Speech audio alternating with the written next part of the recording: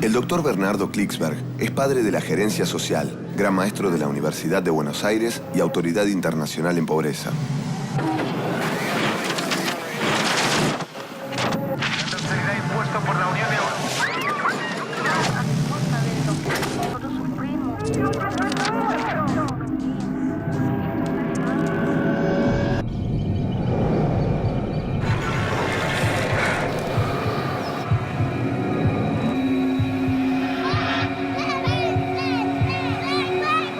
¿Sabía usted que en el mundo hay 3.200 millones de personas que ganan menos de $2 diario? Los llamamos los pobres del mundo. $2 diario. Eso quiere decir, por ejemplo, en pesos argentinos, que ganan menos de 10 pesos por día. Eso quiere decir, en pesos argentinos, menos de 300 pesos por mes. Carecen de casi todo. No tienen normalmente, además, acceso ni a agua potable, ni a instalaciones sanitarias. Viven en viviendas que se caen a pedazos, absolutamente precarias. Con lo que ganan no pueden comprar alimento suficiente, no pueden comprar remedios, no pueden mandar los chicos a la escuela. Son los llamados pobres. ¿Sabía usted que en América Latina son 170 millones de personas? 1 de cada 3 latinoamericanos. En el mundo es 1 de cada 2 habitantes del mundo. En América Latina, 1 de cada 3 latinoamericanos que están en situación de pobreza. ¿Puede haber un escándalo ético mayor que la pobreza? ¿Cómo puede ser que una humanidad con tantos recursos potenciales, con tantas riquezas en su subsuelo, con tantos avances tecnológicos, permita que esto siga así?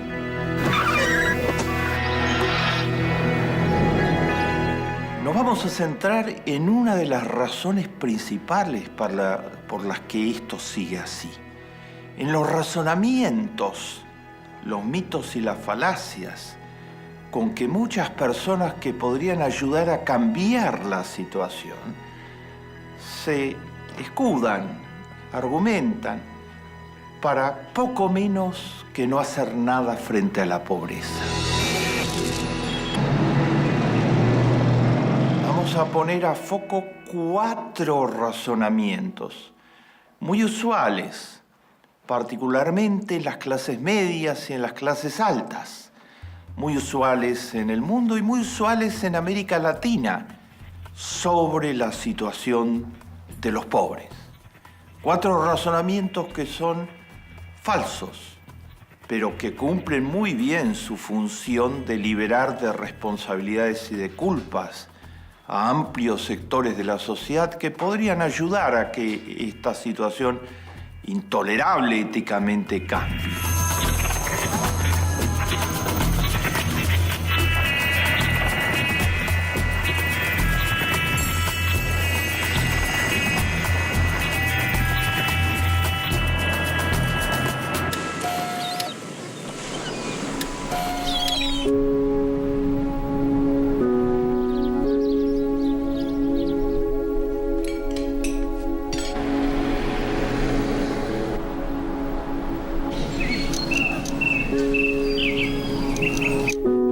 Esos razonamientos es el que dice que pobres hubo siempre y que pobres hay en todos lados. Esta era exactamente la expresión que usaba en los años 90 uno de los presidentes que hizo crecer más la pobreza en América Latina y en la Argentina. El presidente de esos años, Carlos Menem, llevó a que la pobreza casi se triplicara en la Argentina durante su periodo de gobierno. Y cuando le preguntaban, ¿qué opina sobre el hecho de que a pesar de que usted dice que el país está avanzando y que es ya un país del primer mundo, en la práctica la pobreza está creciendo todos los días y fuertemente?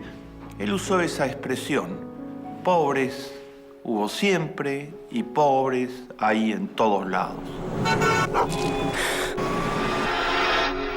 Es falso, es una falacia.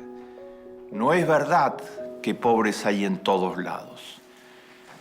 En Noruega hay 0 pobre. No existe ninguna persona que gane menos de $2 diarios. Costa Rica, acá cerca, en América Latina, hay un 15% de personas en pobreza.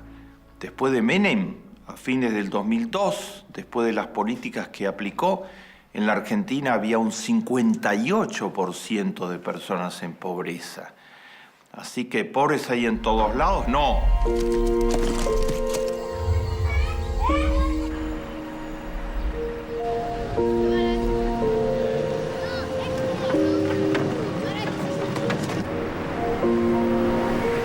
Y es distinto tener un 58% de pobres a tener un 15%. Argentina es mucho más rica que Costa Rica en recursos de todo tipo. Así que algo pasó. Lo que pasó fueron las políticas que se aplicaron en los años 90. ¿Y que pobres hubo siempre? Mentira. Por ejemplo, en la Argentina, a comienzos de los 60, antes que llegaran las dictaduras militares y que llegaran los modelos neoliberales ortodoxos que ellas mismas trajeron y que después quedaron instalados, la pobreza era menor al 10% de la población. Cuando se dice pobres hay en todos lados y pobres hubo siempre, lo que se quiere decir es la pobreza no es culpa de nosotros, no es culpa de los gobernantes, no es culpa de nadie, es una especie de situación que se produce naturalmente, como que fuera una maldición. No es ninguna maldición, es producto de políticas que generan pobres, es producto de sociedades que no se hacen responsables de combatir la pobreza.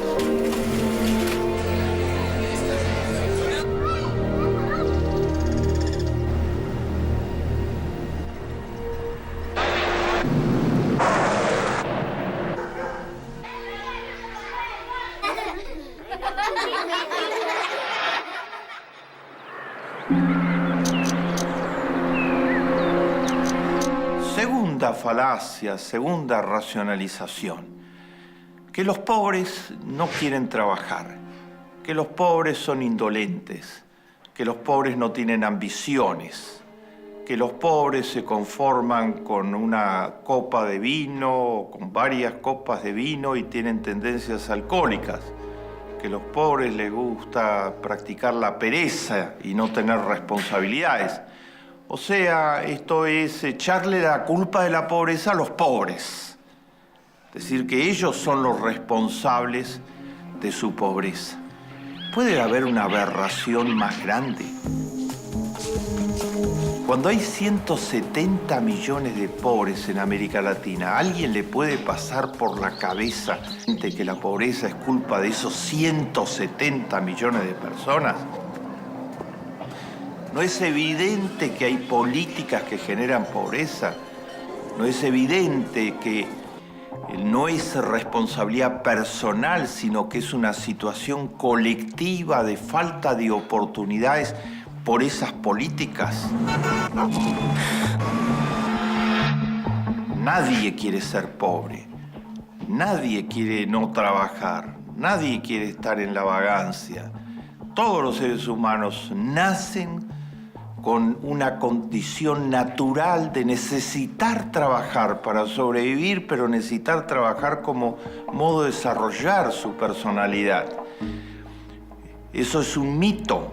Es el mito aberrante porque no solo que creamos pobres en gran escala, sino que les echamos la culpa de la pobreza.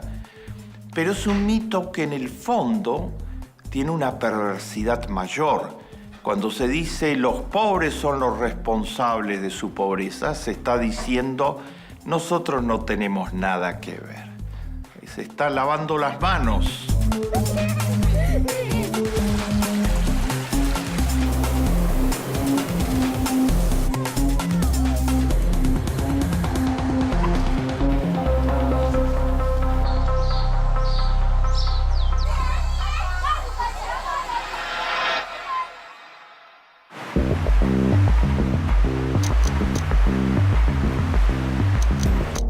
tercer mito sobre la pobreza es el mito que dice, ¿y yo qué tengo que ver? No son ya los gobernantes, sino sectores muy amplios de las clases medias y de las clases altas que dicen, sí, hay pobreza, pero eso es responsabilidad de los gobiernos, que se ocupen los gobiernos, o que se ocupe Cáritas, organizaciones que por convicción religiosa les importa mucho la pobreza, o la AMIA. Esto de que yo no tengo nada que ver es una inmoralidad absoluta. ¿Qué quiere decir que yo no tengo nada que ver?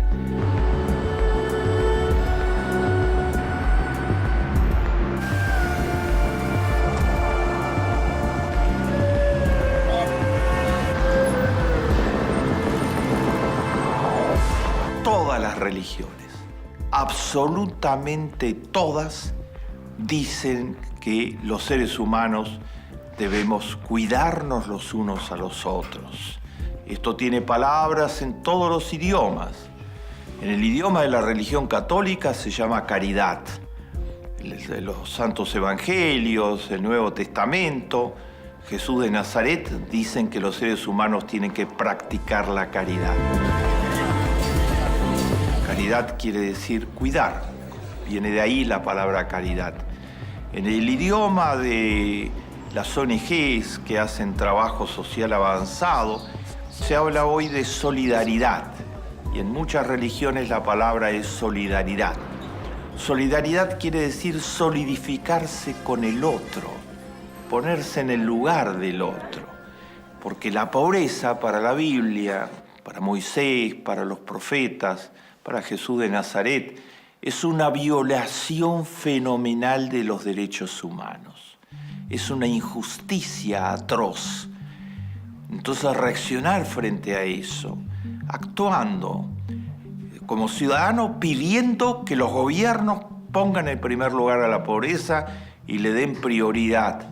Y como personas, individualmente, haciendo todo lo que podemos, cada uno, desde que salimos a la calle a la mañana, para ser solidarios, para cuidar a los otros, para reparar esta injusticia que es la pobreza.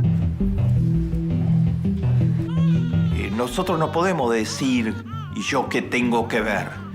Hay en el texto bíblico dos maneras de ser perverso.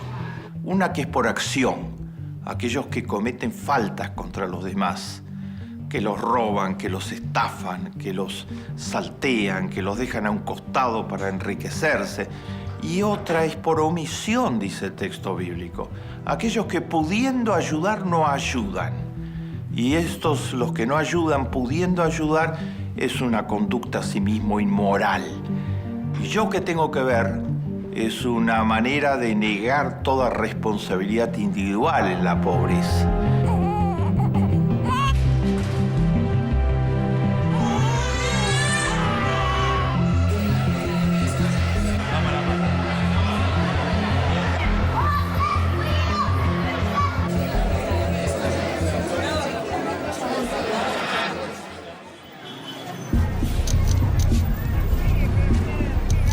La cuarta es esta muy popularizada, de decir mucho cuidado con ayudar a los pobres a través de programas asistenciales y de las políticas sociales en general, porque esto estimula la vagancia.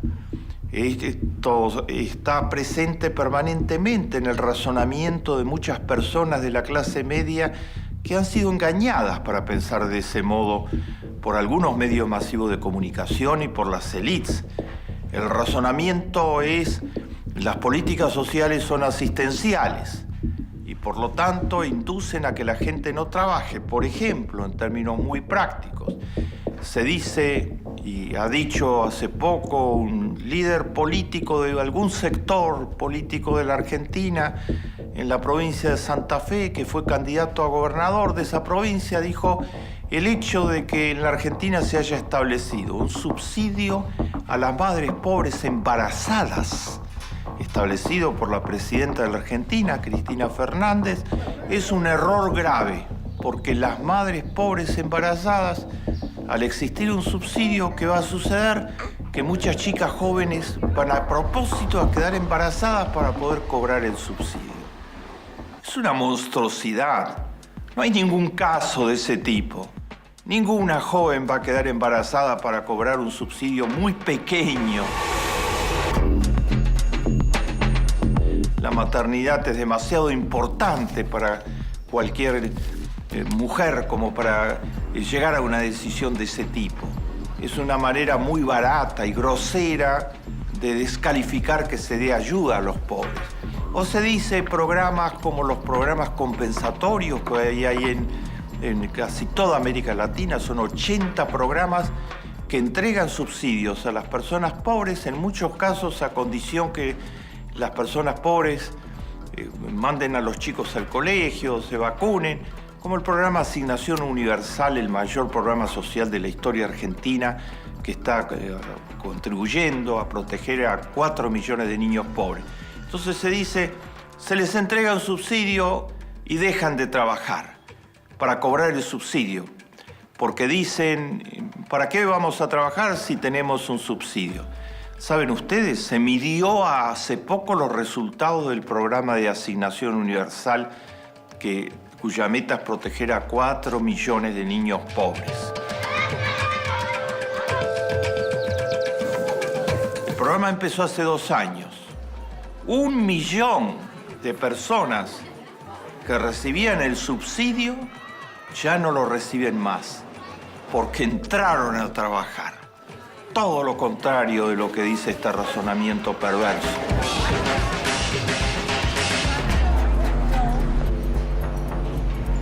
La gente no deja de buscar trabajo por tener un subsidio pequeño, muy importante, porque los ayuda a sobrevivir.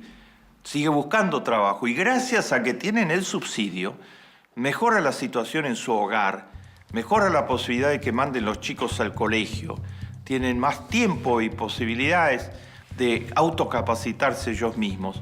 Y el resultado ha sido que 1 millón ya no necesitan recibir el subsidio porque ahora tienen trabajo y entonces son cubiertos por la asignación familiar. Cuando las personas tienen trabajo, en países como la Argentina y otros en América Latina, se les paga por hijo a través de leyes. Por cada hijo se les paga una asignación familiar. Entonces ya no cobran más el subsidio para niños pobres porque ahora cobran la asignación familiar. Pero cobran la asignación familiar porque el subsidio sirvió para incentivarlos a buscar trabajo.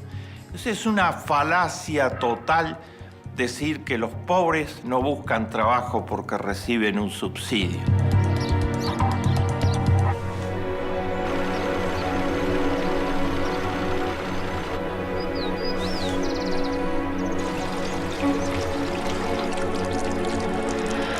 Esas 4 falacias son muy frecuentes. ¿Y por qué la gente piensa de ese modo? Y la gente piensa de ese modo porque no tiene información, porque su información sobre los temas de la pobreza son muy limitados, porque no sabe siquiera que existe un universo tan grande de gente pobre, y porque se la ha engañado es profeso, porque sectores importantes del 1%, ese 1% que controla el 43% de toda la riqueza del género humano, no quieren gastar en los pobres, no quieren molestarse en gastar en los pobres. Y no quieren de ninguna manera que se toque el problema de las causas reales y estructurales de la pobreza, porque una de esas causas reales y estructurales es esa misma desigualdad.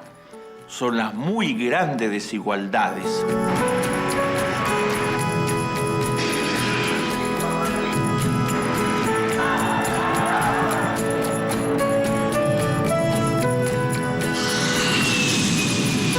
¿Es posible combatir la pobreza?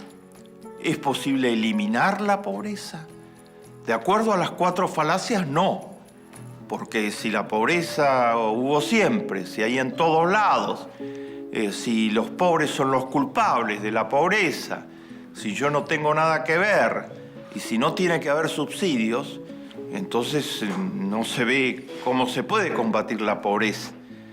simplemente un estado de cosas que acompañará al género humano, según dicen el 1%, muchos medios masivos de comunicación, y han convencido a una parte de la población para que piense así.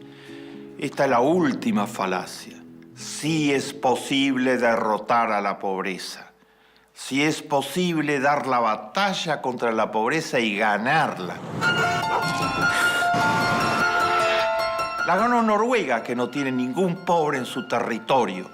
Incluso todos los extranjeros que llegan muy pobres a Noruega, de África en muchos casos, inmediatamente son cubiertos por toda la legislación protectora y son rescatados de la pobreza.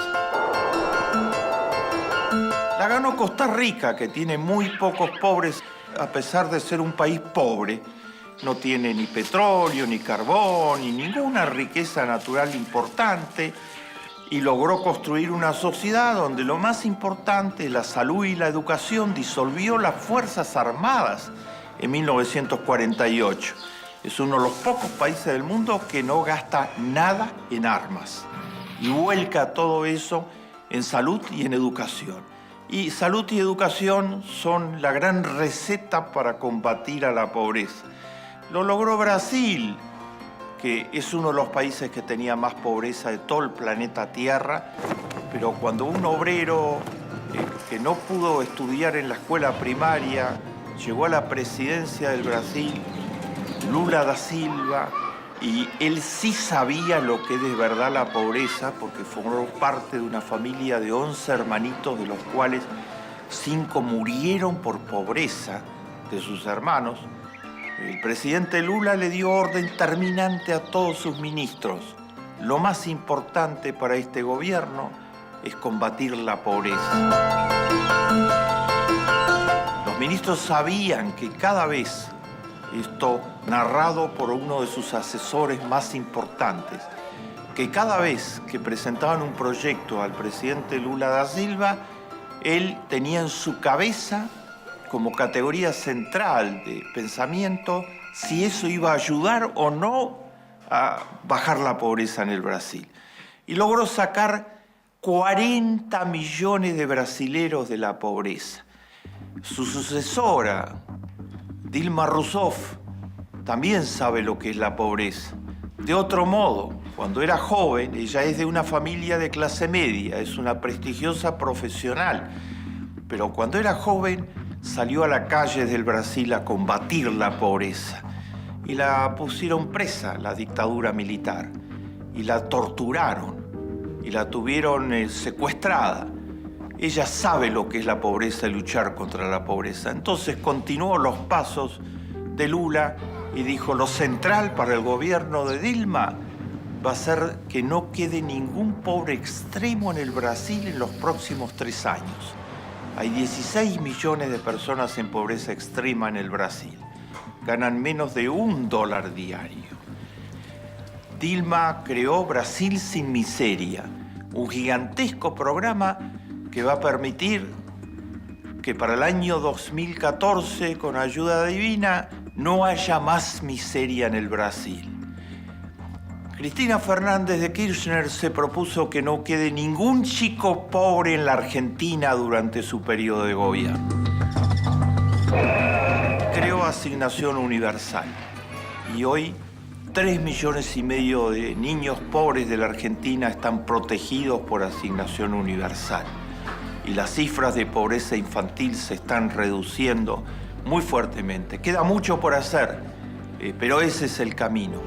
El presidente Tabaré Vázquez en el Uruguay dijo: ¿cómo puede ser que los chicos pobres del Uruguay no tengan derecho a entrar en una computadora? Porque como son pobres, no hay ninguna posibilidad de que tengan una computadora en su casa, muy pocas posibilidades de que puedan entrar en una computadora pagando tiempo de computadora, y por lo tanto están condenados a ser pobres, entre otras cosas, porque quedan excluidos totalmente del nuevo mundo de las tecnologías que significa la computadora.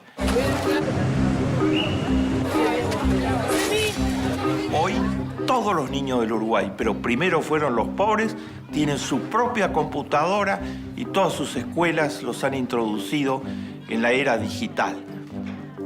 Les mostré 4 falacias respecto al inmenso problema de la pobreza. Todas mentiras para autojustificar las malas conciencias. Y les mostré que la pobreza es derrotable, que es enfrentable. Pero para que eso suceda hay que apoyar a los gobernantes y a las políticas que luchan contra la pobreza. Y cada uno tiene que meterse en esto. No puede haber neutralidad frente a la pobreza.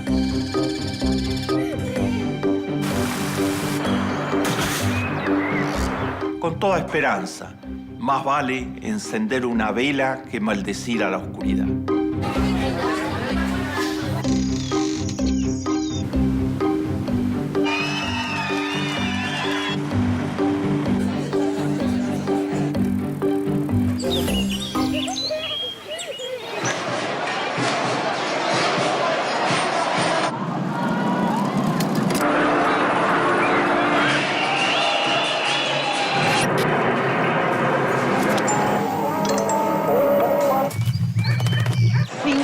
Millones de personas